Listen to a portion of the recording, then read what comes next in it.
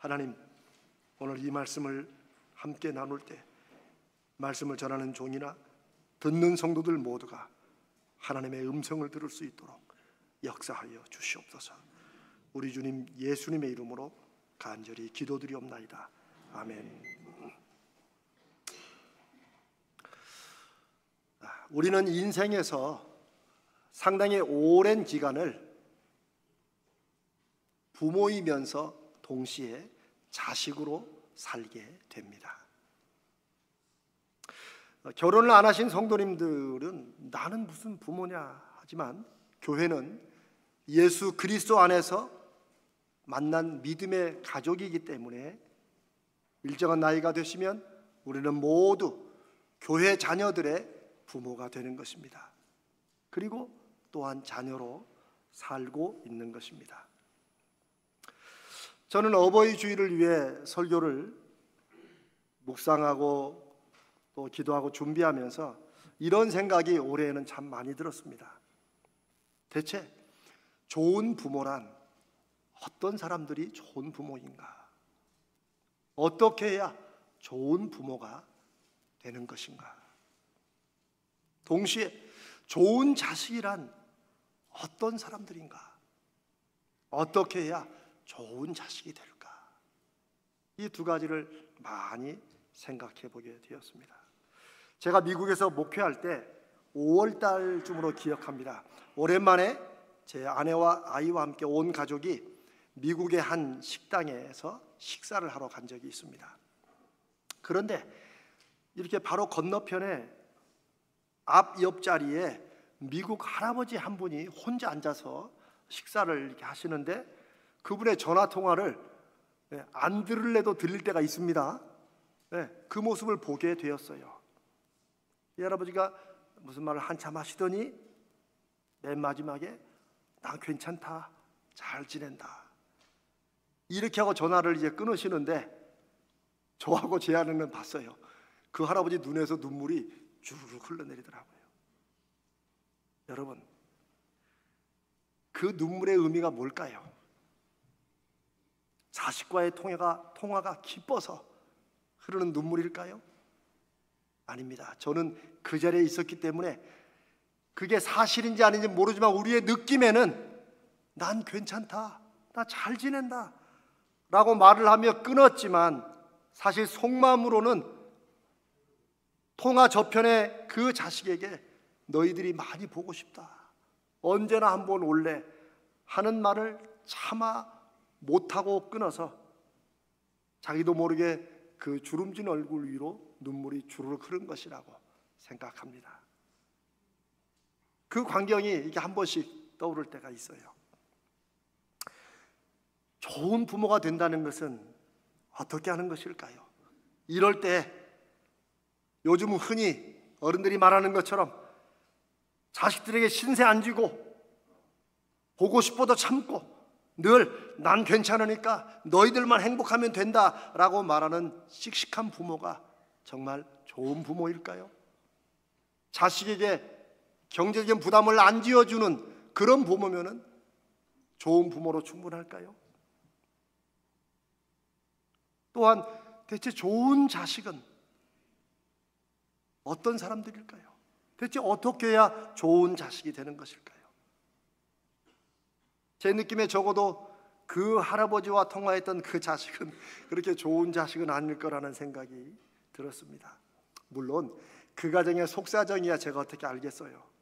그러나 적어도 부모 자식 사이에 보고 싶은데도 못 보고 못 만나고 서로 하고 싶은 말을 하지 못하고 꾹 눌러두고 서로 눈치를 보며 살아간다면은 그건 좋은 부모, 좋은 자식은 아닌 것이 분명합니다. 오늘 본문에 예수님이 하나님에 대해서 말씀을 하십니다. 우리는 하나님과 우리 사이를 믿음의 사이라고 생각할 때 그 믿음이 굉장히 의무적이고, 사실 제가 오랜동안 생각했지만 꼭 저희 돌아가신 아버지와 저와의 관계처럼 좀 이렇게 하나님이 뭔가 뭘 안 하면은 마치 벌을 주실 것 같고 그러니 해야 되는, 혹시 여러분 이런 생각과 느낌을 믿음으로 갖고 계십니까?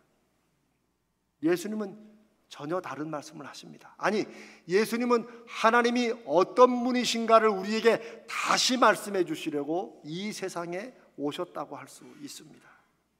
예수님은 우리가 하나님이 어떤 분인지를 믿고 알기 위해서는 쉽다는 거예요. 어떻게?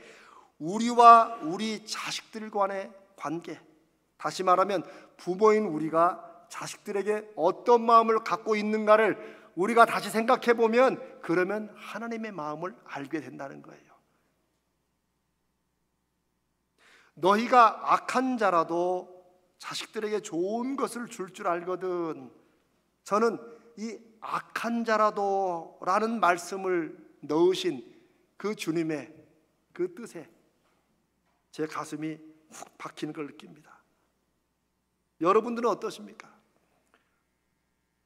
솔직히 자식들에게 어렸을 때나 혹은 컸을 때나 잔소리나 꾸짖으면서 여러분 그렇게 늘 말하지 않습니까? 혹은 마음속으로 생각하지 않나요? 이게 다 너를 위해서 그러는 거지. 근데 정말 다 그 자식들을 위해서 그렇게 하는 것입니까? 저는 자식을 키우면서 또 지금 그 아이가 27이 됐음에도 불구하고 한 번씩 어떨 때는 제 스스로 화를 못 참아서 혹은 내 생각이나 기대에 못 미치는 것에 실망해서 어떨 때는 내 스트레스를 그냥 자식들에게 풀듯이, 그러면서도 다 너를 위해서 그러는 거라고 그렇게 거짓말을 하는 악하고 위선적인 모습을 여전히 가지고 있습니다. 여러분은 어떠십니까? 그걸 주님이 다 아시고 말씀하시는 것입니다. 너희가 아무리 악해도,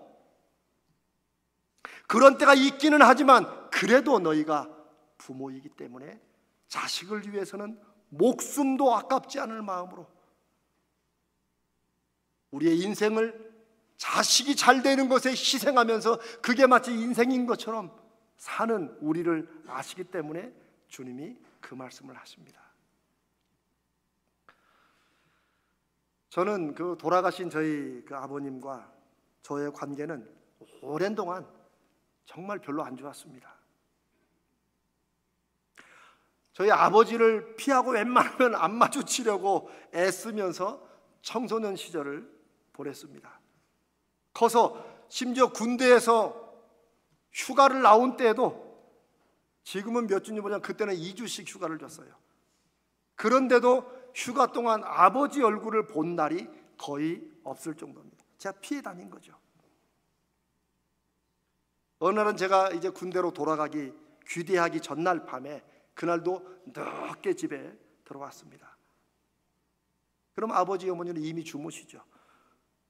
그날도 그냥 보통은 그냥 내 방으로 가는데 아버지 방문이 조금 열려 있더라고요. 그래서 이렇게 가면서 보니까 아버님이 주무시고 계시는 거예요.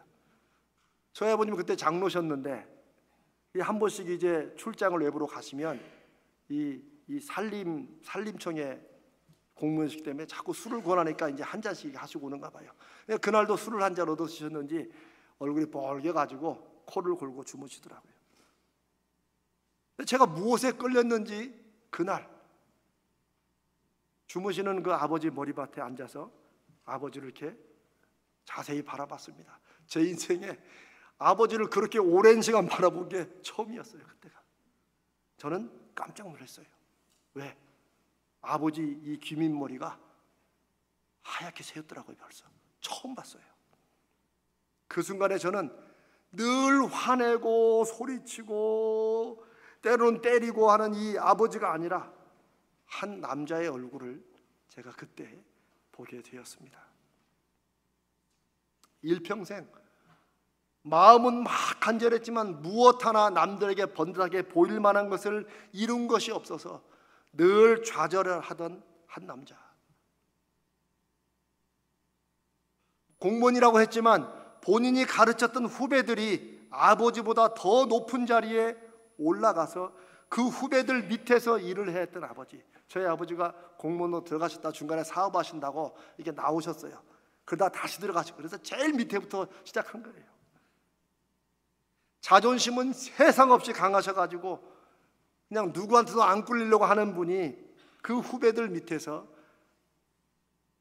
쥐꼬리만한 월급이라도 받아야 자식들 먹여 살린다고 그 직장을 늘 불평하시면서도 그만두지 못하는 그런 평생 가난했고 본인이 생각했던 대로 인생이 풀리지 않아서 늘 마음속에 괴로워하고, 그래서 자식들은 그렇게 안 살기를 너무너무 바랬지만 자식인 우리는 다 너희를 위해서 그런 것이야 라고 하는 말이 별로 마음에 와닿지 않았던 그 한 남자의 모습을 제가 보게 되었습니다.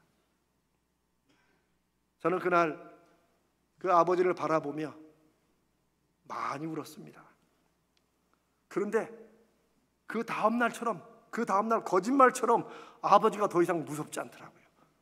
아버지를 피하려고 하지도 않고 제가 갑자기 무슨 새로운 사람이 된 것처럼 그날 아침에 아버지에게 제가 다시 오늘 귀대 복귀한다고 인사도 하고, 우리 아버지가 깜짝 놀랐을 거예요. 저는 제가 진짜 아버지의 자식이 된 첫날이 바로 그날이라고 저는 생각합니다. 예수님이 바로 우리에게 하나님을 그렇게 소개하시는 거예요.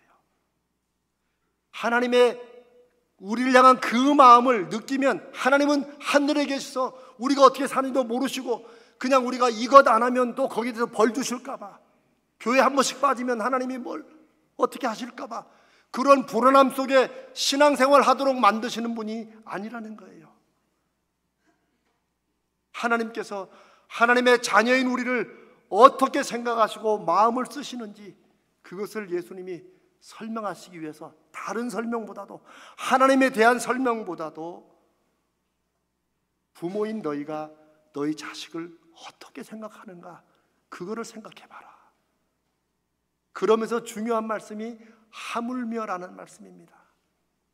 때로는 우리가 부모이면서도 우리 자녀에 대해서 악하고 변덕스럽고 이기적이고 마치 내 자식 내 맘대로 하는 것처럼 이렇게 살아가는 모습이 불끈불끈 나오는 그런 우리이지만, 그래도 우리 마음속 대부분은 우리 자식들을 향한 사랑과 애달는 마음을, 내가 죽어도 저놈들은 잘 돼야지 하는 마음을 우리 부모가 갖고 있지 않습니까?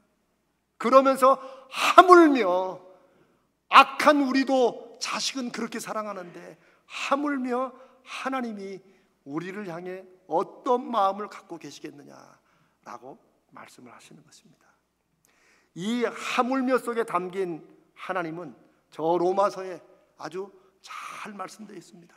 우리가 아직 죄인이었을 때, 하나님을 모르고 하나님을 찾지도 않고 완전히 엉뚱하게 살아도 하나님은 그때부터 우리를 이미 사랑하셔서 독생자 외아들 예수 그리스도를 우리의 죄를 대신해서 죽게 하시고, 그리고 우리를 하나님 자녀 삼으시려고 그분을 세상에 보내셔서 십자가에 죽게 하셨다. 그게 하나님의 사랑이라는 거예요. 성경은 우리를 향한 이런 하나님의 사랑을, 하나님은 이것으로 우리를 향한 하나님의 사랑을 확증하셨다. 더 이상 하나님의 사랑을 어떻게 더 설명하고 더 어떻게 얘기할 것이 없는 이 사건만 보면 하나님이 우리를 얼마나 사랑하신지를 아시지 않겠냐라고 말씀하십니다. 하나님이 이렇게까지 하셨으니 누구도 더 이상 하나님이 우리를 정말 사랑하시나, 우리가 믿고 살면서 늘 느끼는 그런 의문에 대해서, 그런 의문을 가져서는 안 된다는 거예요. 예수를 보내신 하나님의 마음을 생각하면 하나님의 사랑은 의심할 수도 의심해서도 안 된다는 것입니다. 좋은 성도가 되는 것은 그런 하나님의 마음을 알고 받아들이고 그리고 믿는 것입니다. 그것처럼 좋은 자식이 된다는 것은 우리를 향한 부모의 마음을 알아주는 것이라고 할 수 있습니다. 믿음이나 효도나 모두 마음을 알아주는 것이 중요합니다. 좋은 성도가 되는 것이 하나님의 마음을 가슴으로 알고 믿는 것처럼 좋은 자녀가 되는 것 또한 악한 자라도, 때로는 부모가 우리의 기대에 어긋나게 어떻게 저럴 수 있나라고 할지라도 그래도 우리 자식들을 향한 간절한 그 마음을 알아줄 때 좋은 자녀의 첫걸음이 된다고 믿습니다. 오늘 이 어버이 주일에 하나님의 마음을 더 깊이 알고 또 그 믿음으로 부모의 마음을, 그 마음을 알아주는, 그렇게 돌아보는 시간이 되기를 바랍니다. 또한 이 시대는 좋은 자식이 되는 게 쉽지 않을 뿐 아니라 좋은 부모가 되는 것은 더 힘든 시대를 우리가 살아가고 있습니다. 대체 좋은 부모는 어떤 부모인가? 사실 성경에 보면 좋은 부모의 표상이라고 할 만한 게 죄송하지만 그렇게 많지는 않아요. 저는 성경을 읽으면서 제가 여러분께 이런 말씀을 종종 드리지만 성경은 참 무섭도록 솔직하고 진실한 기록입니다. 성경 인물 중에 여러 믿음에 아주 출중한 분들이 있죠. 그 중에 대표로 사무엘과 다윗을 여러분과 말씀을 좀 나누려고 합니다.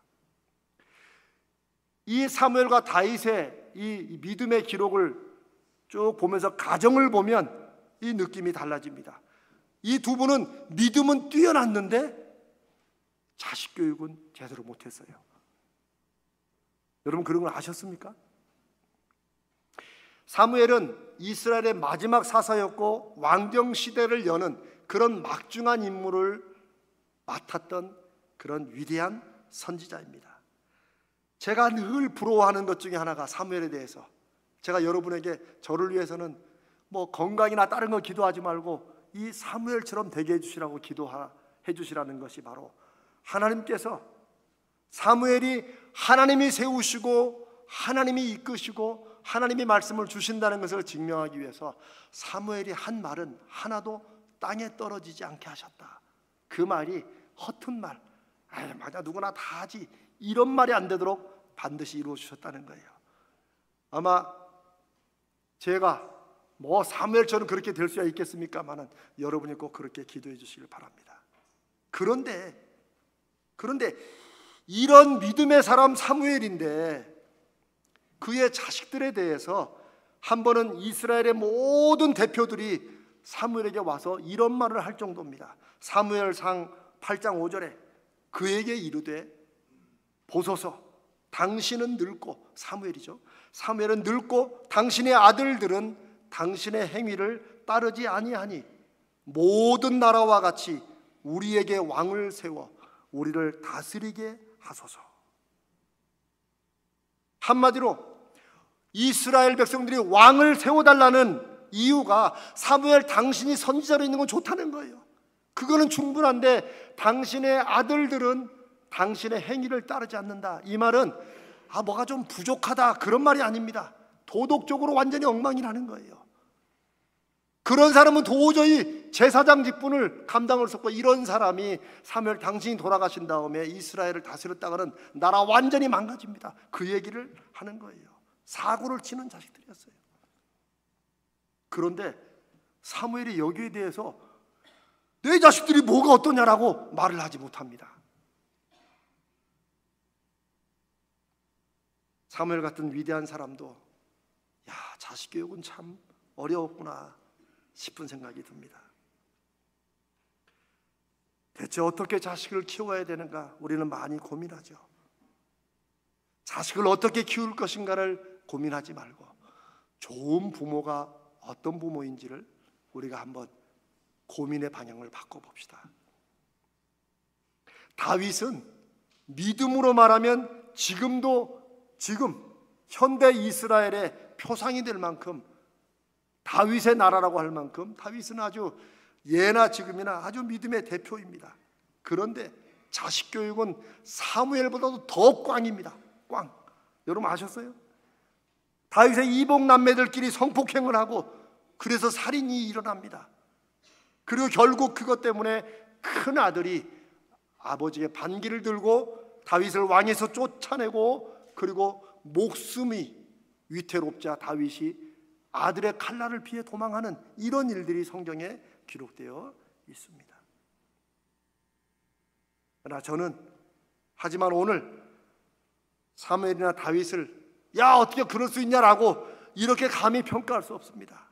오히려 그런 믿음의 사람들도 자식은 자기 마음처럼 그렇게 쉽게 되는 게 아니구나 라는 생각을 해봅니다. 그러면서 제가 깨달은 게, 자식은 부모가 키우는 게 아니구나. 여러분이 동의를 하든 안 하시든 마음속에 한번 꼭 새겨보십시오. 우리는 자식을 잘 키우려고 애를 쓰지만 내가 잘 키우려고 애를 쓸수록 자식과 우리의 틈은 벌어지고 우리의 예상대로 자식이 크지 않습니다. 사랑하는 부모 여러분, 부모는 자식을 키우는 사람이 아닙니다. 예수 믿는 우리에게는 자식을 누가 키웁니까? 하나님이 키우십니다. 여러분, 이걸 진심으로 확인하고 깨닫는 날이 오시길 바랍니다. 아니면 오늘 이 시간에 깨달으시길 바랍니다. 자식은 우리가 키우는 게 아니에요. 하나님의 사람들은 하나님이 이 땅에 보내신, 우리를 통해 보내신 이 자녀들에 대한 계획과 뜻을 하나님이 갖고 계십니다. 우리가 그걸 키우려고 하니까 자꾸 부딪히죠. 하나님이 이 자녀에게 무엇을 주시고 어떤 인생을 살도록 하셨는지를 하나님께 물으면서 그 자녀가 자라면서, 키우는 게 아니라 자라면서 그 자녀에게 보이는 하나님의 형상의 귀한 부분을 찾고 발견해서 그걸 도와주고 길을 열어주고 함께 해주는 것, 이게 예수 믿는 우리가 좋은 부모가 되는 길이라고 믿습니다. 한 번 더 말씀드립니다. 자녀는 키우는 게 아닙니다. 내가 이걸 좀 빨리 깨달았으면, 정말입니다, 좀 빨리 깨달았으면. 사랑하는 여러분, 좋은 부모가 되기가 참 힘든 시대를 우리가 살고 있습니다. 그리고 앞으로는 더 세상은 그렇게 될 것입니다. 우리나라 역사에 처음으로 부모보다 자식이 더 가난하게 사는 그런 시대를 맞고 있다고 이미 경제학자들이 십수년 전에 예상을 해놓고 있습니다. 우리가 옛날에는 우리 부모들이 우리는 가난해서 너희는 잘 돼야지, 자식은 잘 되기 위해서 했던 이 모든 일들 덕분에 그래도 우리가 부모보다는 잘 살지 않습니까? 그런데 이제는 그런 말이 성립될 수 없는 시대로 가고 있다는 거예요.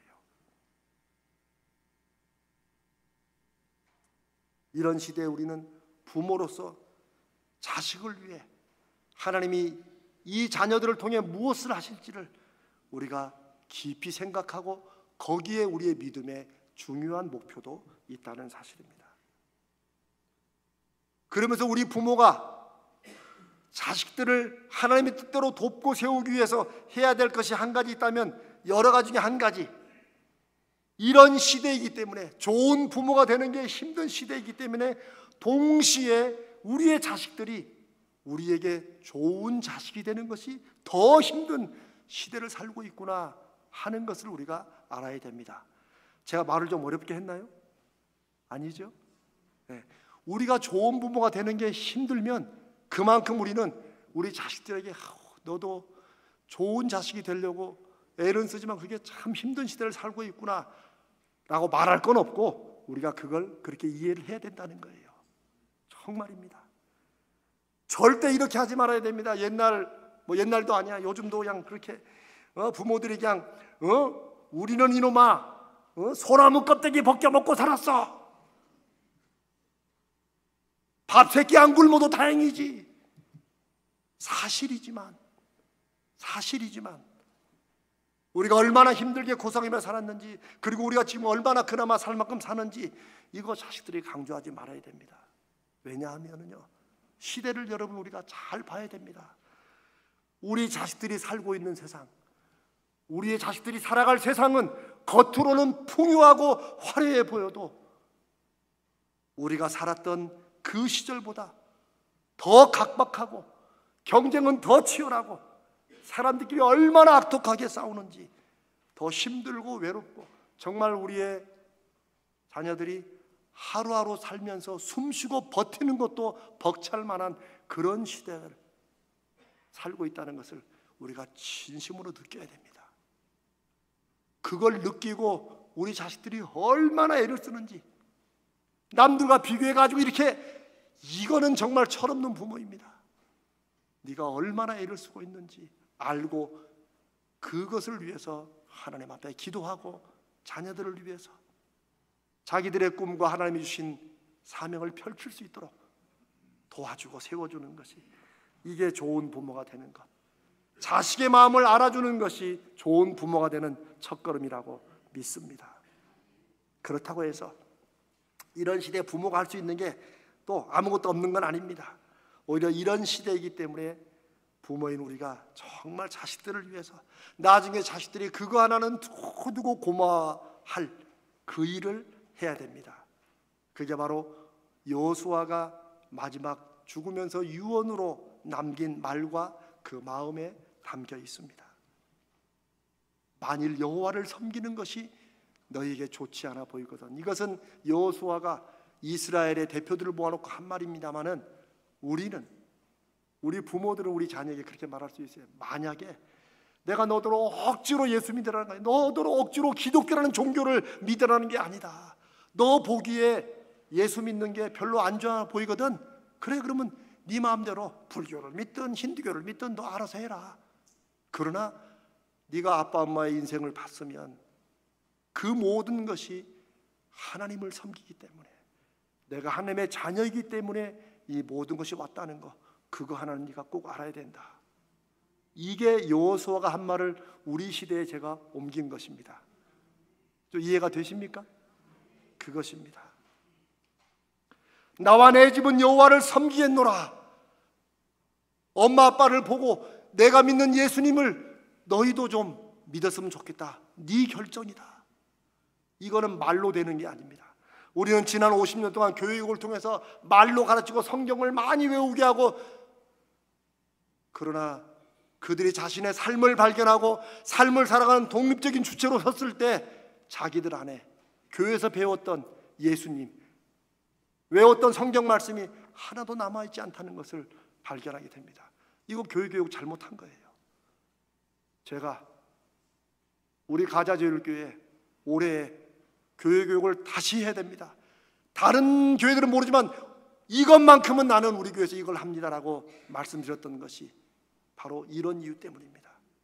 저도 그렇게 자랐고, 제가 늘 우스개로 말하지만 아픔이 있는 소리입니다.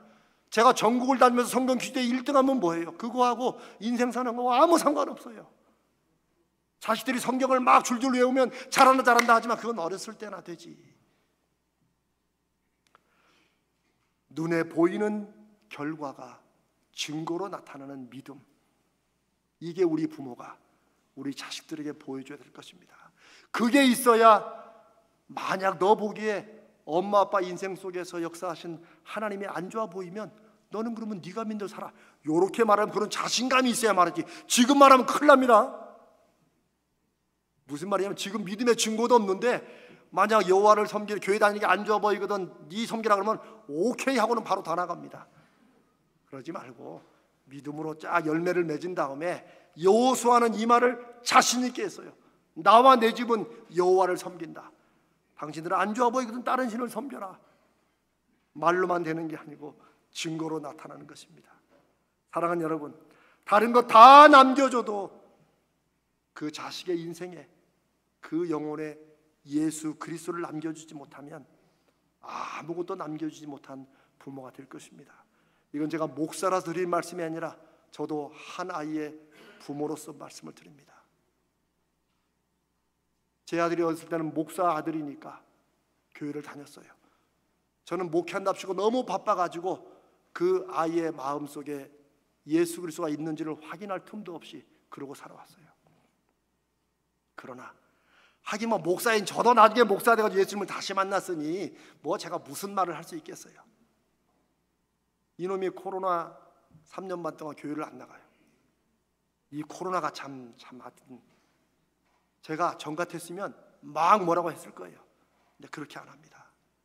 진심으로 제가 민주야, 네가 그동안까지는 아빠 옆에 있으니까 네가 교회를 다녔는지 모르지만 이제 그거 중요하지 않다. 아빠가 너한테 진심으로 말하는 것은 엄마 아빠가 너에게 부족해도 너 예수를 만나길 바란다. 네 인생의 주인과 중심 되시는 네가 예수를 다시 만나기 바란다. 아빠가 바라는 건 그거다. 그리고 너에게 그 예수님으로 인한 삶의 열매를 보여주기 위해서 엄마 아빠가 지금 열심히 믿음 생활한다. 그게 제가 제 아들에게 하는 얘기입니다. 왜요? 저는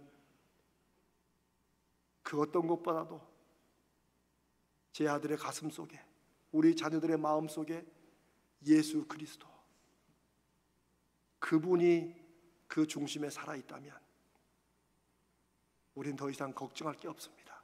왜요? 그분이 그 인생을 책임지시고 인도할 것이기 때문입니다. 제가 지난주쯤에 동네 식당에서 우리 교육자들과 우리 센터에 이분들과 이제 의논하면서 점심 식사를 했어요. 그런데 참 하나님께서 이런 말씀을 나누라고 그런 경험을 주신 것 같아요. 그 제 바로 앞 테이블에, 그렇다고 여러분 제가 식당 가가지고 막 남들 살펴보는 거 아닙니다. 바로 앞 테이블에 그 할머니 두 분이 앉아 계셨는데, 한 분은 이제 저에게 뒤를 대고 이렇게 앞에 얼굴 보고 앉아 계신데, 그분 연세가 꽤 드신 것처럼 보이는데 한참 동안 눈을 감고 계세요. 그래서 가만히 보니까 그분이 기도하시는 거예요. 식사 기도를. 근데 좀 죄송한 말씀이지만 그분들이 시킨 메뉴는 우리 거보다 훨씬 싼 거예요. 우리는 그래도 좀 좋은 걸 먹는데 그분은 거기서 제일 싼 걸 이렇게 시켜놓고. 그런데 저는 그분의 기도 속에 평생을 두려운 깊은 감사의 기도를 제가 느꼈습니다. 저는 또 그런 거 그냥 못 지나갑니다. 그래서 밥 먹고 빨리 그분도 식사하시기를 조용히 기다렸다가 가가지고 제가 그 할머니께 제가 어머니라고 하면서, 어머니 연세가 어떻게 되세요? 그분이 96세래요. 그러니까 그 앞에 있던 분이 따님이에요. 할머니인 줄 알았는데 70대 따님이 앉아가지고 권사님이세요. 근데 그 말할 때 이 딸과 엄마 얼굴이 활짝 피어나더라고요. 저는 그 96세 할머니 권사님을 껴안고 제가 잠깐 기도했습니다. 하나님, 저도 우리 교회 온 가족들도 이런 믿음으로 살게 해주시옵소서. 제가 그분들 식사값을 대신 내드리고 정말 주님의 이름으로 축복했습니다. 저는 그날 좋은 부모의 모습, 그리고 그 기도를 통해 자란 한 딸을 보았기 때문입니다. 이게 바로 여호수아가 유언으로 말한 믿음의 가정이고, 이게 우리가 자식을 잘 키우려고 애를 쓰는 사람이 아니라 좋은 부모가 되는 것, 내 안에 살아 역사하시는 예수 그리스도를 우리 자녀들이 그 예수를 같이 만나고 같이 삶을 위해 기도할 수 있는 그런 부모가 하나님이 기뻐하시고 원하시는 좋은 부모라고 믿습니다. 사랑하는 여러분, 엄마 아빠가 훌륭하고 똑똑할수록, 성공할수록 아이들이 너무나 스트레스를 받고 눌린다는 이런 통계는 오래전부터 있었어요. 왜 그럴까요? 애들이 보면서 눌리기 때문에 그래요. 자기는 엄마 아빠처럼 저렇게 훌륭하게 성공 못할 것 같다는 느낌이 애들에게 드는 거예요. 어떤 부모는 또 이놈아, 엄마 아빠가 어떻게 이렇게 했는데 너는 왜 그 모양이냐, 이런 말들은 애들의 영혼을 죽이는 것입니다. 좋은 부모는 믿음의 부모인데, 그 믿음의 부모는 교회 다니는 부모 여기서 끝나지 않습니다. 그들은 진심으로 우리의 모든 것이 정말 하나님의 은혜다, 엄마 아빠가 너에게 사랑을 주고 좋은 것을 준 게 있다면 그게 다 하나님께서 우리에게 주신 거라는 걸 네가 알았으면 좋겠다라는 것을 진심으로 말할 수 있는, 그렇게 고백할 수 있는 부모, 이런 부모가 좋은 부모입니다. 사랑하는 여러분, 한 번 더 말씀드립니다. 자식은 키우는 게 아닙니다. 하나님이 이 땅에 보내셨으니 하나님이 하나님의 계획으로 키우실 것입니다. 우리는 그 하나님의 뜻을 찾고 발견하기 위해서 기도하면서 돕고 길을 열어주고 함께 해주는 것입니다. 이게 성경이 말하는 좋은 부모라고 저는 믿습니다. 이 세상을 사는 것이 여러분 얼마나 실제적입니까? 그러니 우리의 믿음도 실제적이어야 합니다. 어떤 부모는 자식들을 위해서 남겨주는 게 평생 일 안 하고도 먹고 살 많은 돈, 땅, 건물, 사업체. 예수 믿는 사람들 요즘은 그런 거 부러워해요. 그러나 만약 우리가 우리 자녀에게 남겨줄 것이 예수 그리스도, 그분이 아버지라고 부르게 하신 그 하나님에 대한 믿음의 경험과 그 믿음이라면 이제 우리 남은 인생에 부모된 여러분, 우리가 할 일은 오직 하나입니다. 예수 믿는 믿음의 열매와 증거를 우리 자녀들 눈에 보이게 맺는 것입니다. 그래서 믿음의 표적을 하나님께 구하자는 거예요. 하나님의 살아계심을 제 삶을 통해 증거로 보여주셔야 갈수록 각박하고 힘든 세상에서 우리 자녀들이 하나님을 믿고 주님을 모시고 살아갑니다. 이게 우리 부모들의 오늘 어버이 주일부터 우리의 기도 제목과 사명이 되어야 될 줄로 믿습니다. 여호와 삼마, 하나님이 계시기 때문에, 하나님이 함께 하시기 때문에 일어나는 일들의 역사를 우리가 우리 개인의 사명, 우리 가정의 목표, 우리 교회의 방향으로 삼지 않은 이유가 바로 그것입니다. 이 어버이 주일에 우리 모든 부모들이 이 말씀 가운데 하나님의 음성을 들으시고 선하고 거룩한 결심, 좋은 믿음의 부모가 되기로 결단하고 그 믿음의 표적을 구하는 여러분 되시기를 주님의 이름으로 축복합니다.